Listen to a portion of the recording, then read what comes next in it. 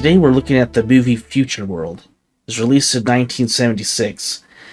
It's a sequel to Michael Crichton's Westworld, which is a little more famous. But this one's rated PG, and it's a sci-fi thriller. I'll be honest, I didn't initially realize this was a sequel. I thought it was a standalone movie. I vaguely heard of Westworld, but when I popped this up on YouTube, I decided, hey, let's give it a shot.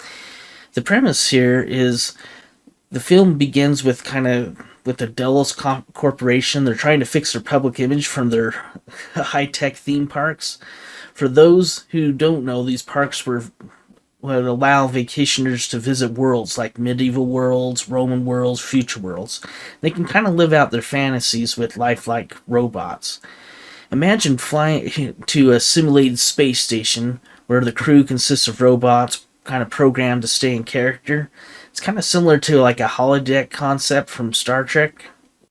Well, two reporters, Chuck and Tracy, are invited to the grand opening of the park, and Delos wants them to write a glowing review and kind of reassure the public that after the disastrous robot massacre that occurred in the previous film in Westworld, that, the place is now safe. This is a good place. We can come here. Well, however, the reporters are naturally suspicious of Delos and their motives. So when they go to the parks, Chuck and Tracy decide, hey, let's go check out Futureworld, which is the one where they go up into a space station. They get into the space station, they find out the whole entire world is being managed by robots at control centers. And then things take a dark turn when their food's drugged. While they're unconscious, Delos begins processing and creating identical clones of them. The reporters wake up thinking they've just had a nightmare, but their curiosity kind of leads them to some unguided exploration.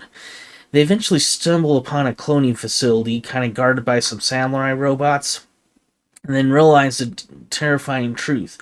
Delos isn't just entertaining guests or replacing high-ranking world officials and leaders and influencers to kind of control the world and the narrative.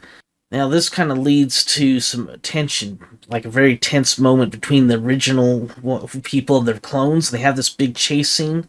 The film kind of plays with the audience's head, leaves us kind of momentarily not sure who survives the encounter and who doesn't.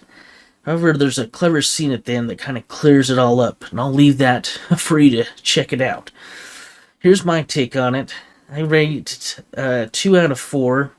The film's definitely a bit rough around the edges, and it definitely has that that 70s kind of sci-fi, low-budget feel, but the conceptual side of the story I find quite interesting, especially in 2026. Here we're heading down the path of advanced AI and robots, so this movie kind of feels more relevant than ever. It explores that kind of eerie boundary where you can't tell who's a mortal from the machines, which is what the original poster famously claimed. If you can handle slower paced aesthetics of the 70s sci-fi, I think it's worth a watch. Thanks for watching.